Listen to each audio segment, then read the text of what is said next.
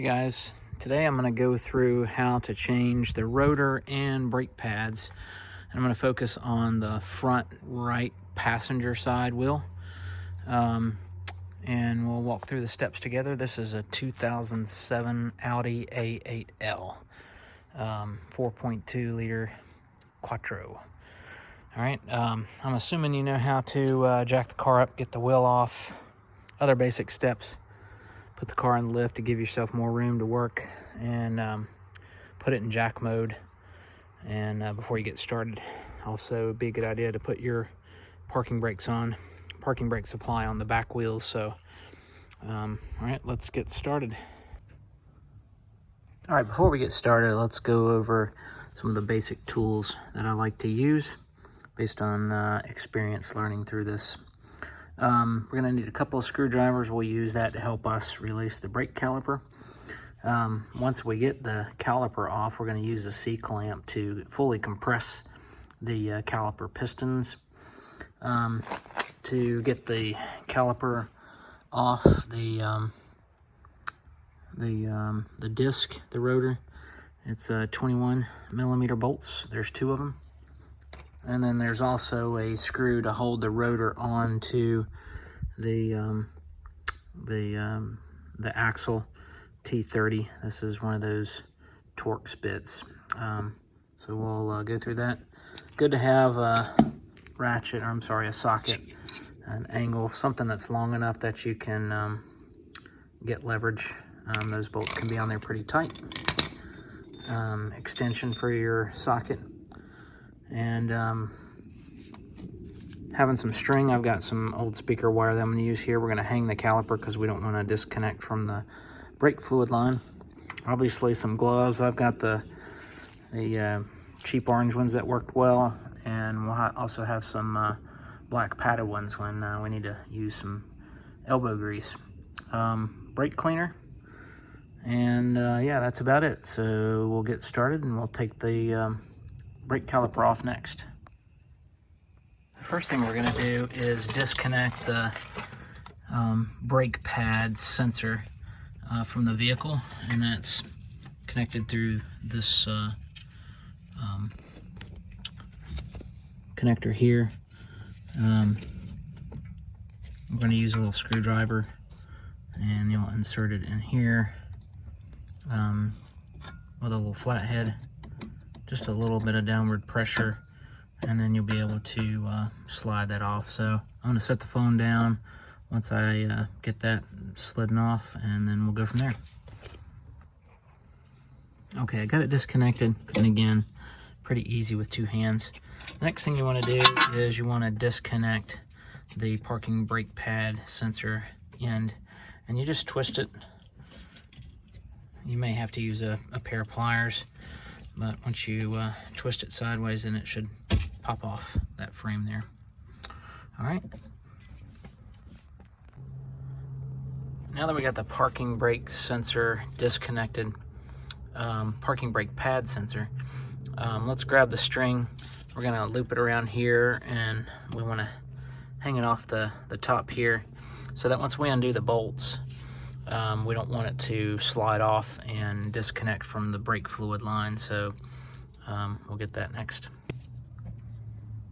All right, I've got some string tied to it, and you can kind of see how I just looped it through the caliper and tied a double knot. And once we get the bolts in the back loosened off, then we'll be able to hang it.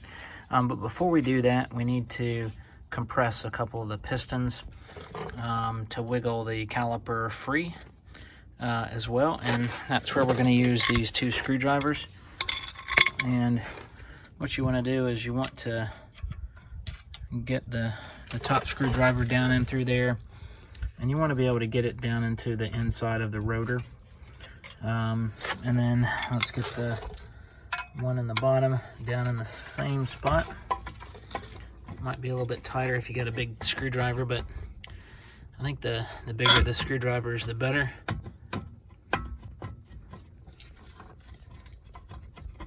There we go. You can kind of see it on the inside. All right, and then you're just going to pull the screwdrivers this way a little bit back and forth until you feel the caliper is loose on the rotor. and then we'll take the bolts off. All right, I'm gonna wiggle that loose, and then I'll be right back. All right, so you'll know when you're done, as you can see just on the inside of the calipers where they hit the rotor, you'll see a little bit of gap or a space. And you can see, I'll try to show you with the tip of my screwdriver. It's a little bit hard to see with the reflective surface. But you can see I can kind of move my flat head down in between. So that lets us know that it's far enough that we can proceed to the next step, which is we're going to unloosen the bolts on the back side. Be right back. The bolts, there's two. There's going to be one on the top side, both on the back side, and one on the bottom. I'm going to turn the flashlight on so you can try to see. There, let's see if we can get the camera to focus. There we go. That's the top one. And then down below,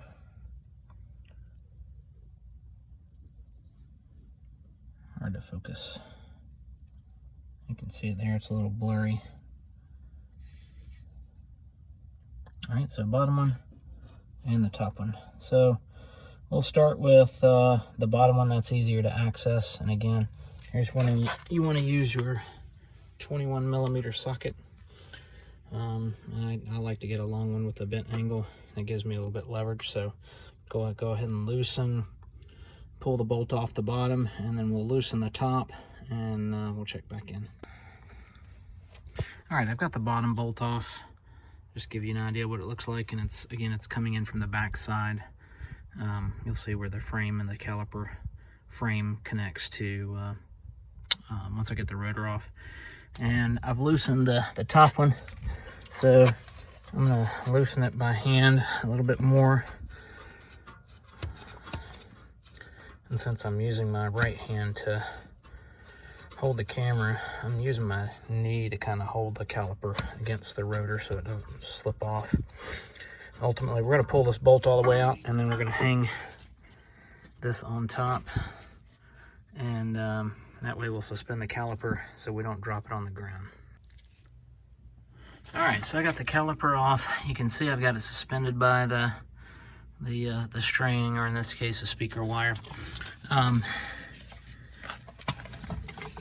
you can kind of see that I'm also balancing it on the bottom brace there. So now that we got the caliper off, the next thing to do is to remove the rotor. And this is where we're going to use that Torx bit. We're going to unloosen this right here. And let's go do that. All right, again, it's a T30. And you can see the rotor's already breaking loose. Sometimes these screws are not on there. Depends on who did the job last. In this case, they are. And really the only value is to hold these rotors on there while you're trying to get everything back in place. They're not required. Really, once you put the bolts on the wheel onto the rotor, that's what holds everything in place. All right, so let's take the rotor off. If by some chance the rotor hangs on and sticks, since we're replacing the rotors, you can use a sledgehammer. Just tap around the perimeter here, and you can kind of see where the rotor separates from the axle there. All right, so let's take that off. It is heavy, so be careful. And that's what the old rotor looks like. And I purchased Power Stop. These are drilled and slotted, and they're supposed to be cleaner and I guess a better performance in terms of braking. You can see the slots here along with the drilled holes. And Power Stop is handy because they all also label which one goes on which side, which is helpful. So let's be right back. One helpful thing too is to get a steel brush when you got the rotor off. Do a little cleaning, get some of that grime and rust off. This will help with getting the rotor back off in the future.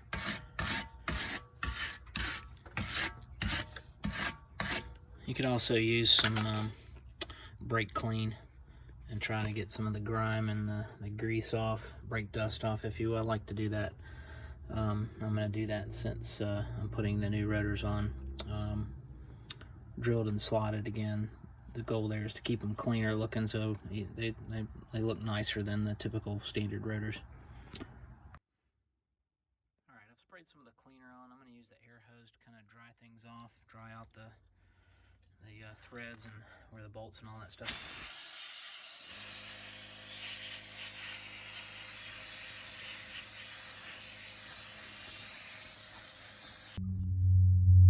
Okay, I've dried off. Now what we need to do is let's go ahead and take a look at the brake pads that are on here.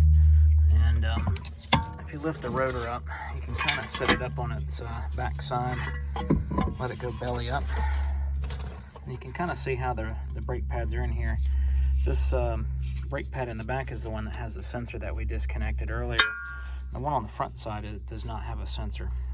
So we're going to just pop those brake pads out, if I can do that with one hand.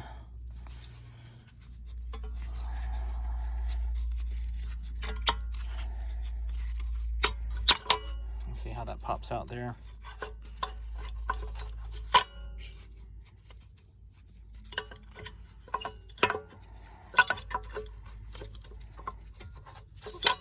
Alright, I'm going to set the camera down.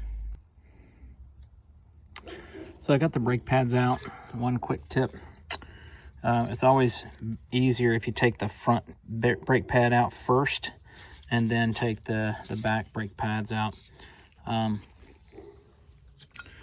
They have these little insertion guides that go in basically in the hole. You can't see it on the front, but I'm going to take this plate off so you can see it, but these go into those holes there and slide into place. So I'm going to take this this plate off here. It's real simple with a flathead screwdriver. You just kind of bend it forward, and then it just kind of shoots right off like a spring. Lower it so it doesn't hit you in the face. So we'll set that to the side. And now you can see the holes where the front brake pads come this direction at you. So the point of me doing that is this is the frame, the brake caliper frame that holds it to the car. And once you take that front plate off, you can now slide it towards you. And ultimately, you can see how this is how the brake system collapses, compresses the calipers in addition to the back side, ultimately to slow your vehicle down. So you can slide those out, and you probably want to inspect the pins, maybe get a little bit of grease on there if need be. And ultimately, it's good to take that out before we use the C-clamp to compress those caliper pistons. So we're gonna set that up now, and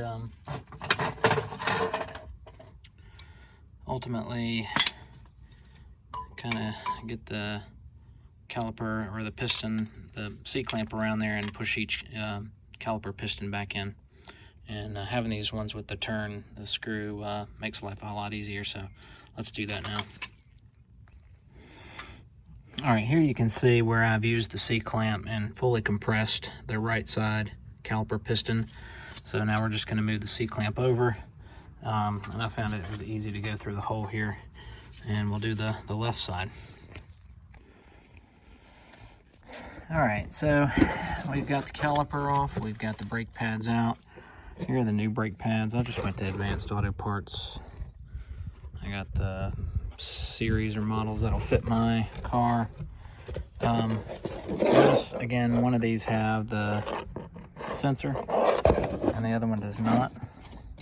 So we're gonna put them in reverse order the way we took them out. So again, we took the front pad out first, then we took the back side. So we're gonna put this one in first, and then we'll put in the front one.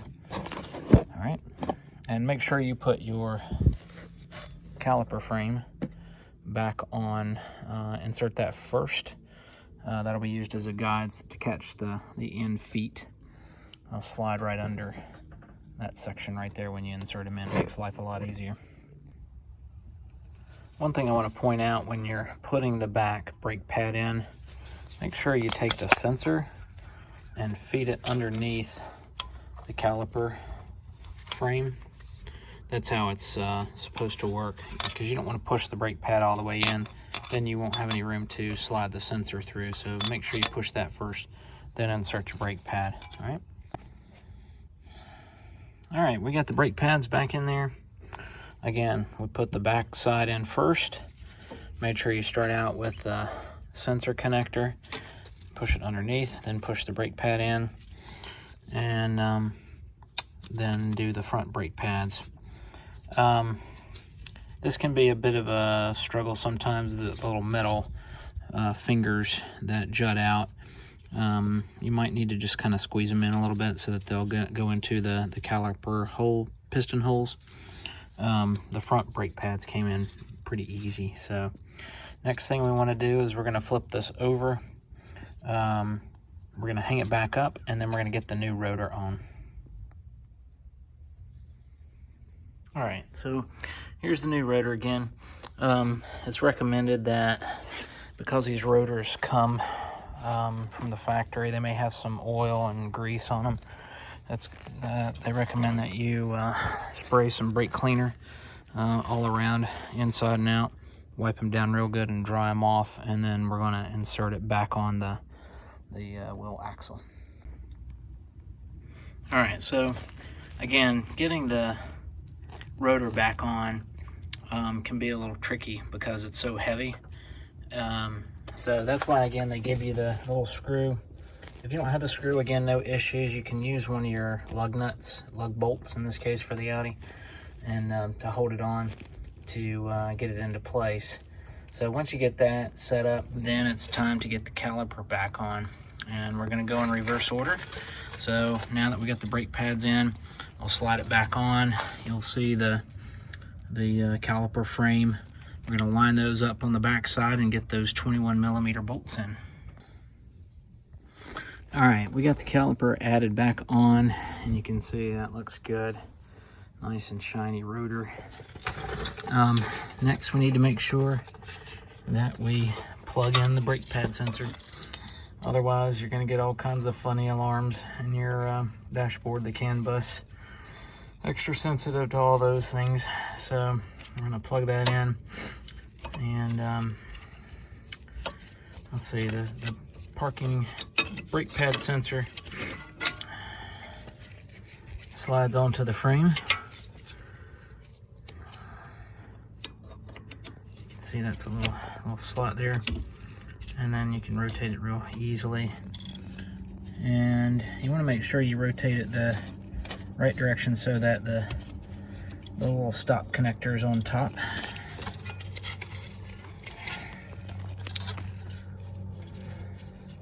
And again, might be easier with the, there we go. Just grab it the right way. And slide that on.